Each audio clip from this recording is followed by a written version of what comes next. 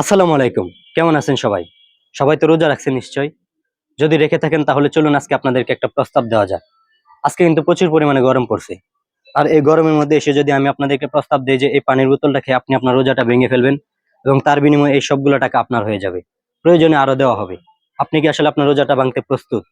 চলুন আজকে বের হওয়া যাক এমন একজন মানুষের উদ্দেশ্যে। দেখি সে কি বলে এবং শেষ পর্যন্ত তার জন্য কোন সারপ্রাইজ অপেক্ষা করছে। খাওয়ায়।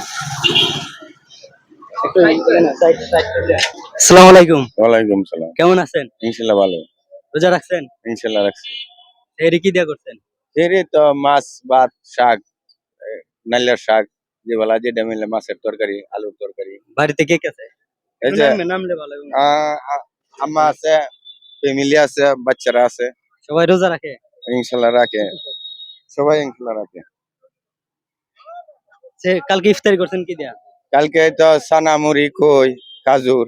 বাড়ি কোথায় আপনার? এটা জগন্নাথপুর শালবন্দের লাগা। নাম জানতে পারি? মোহাম্মদ করম আলী। আচ্ছা, আজকে তো এই যে গরম পড়ছে প্রচুর, কষ্ট হয় না রোজা রাখতে?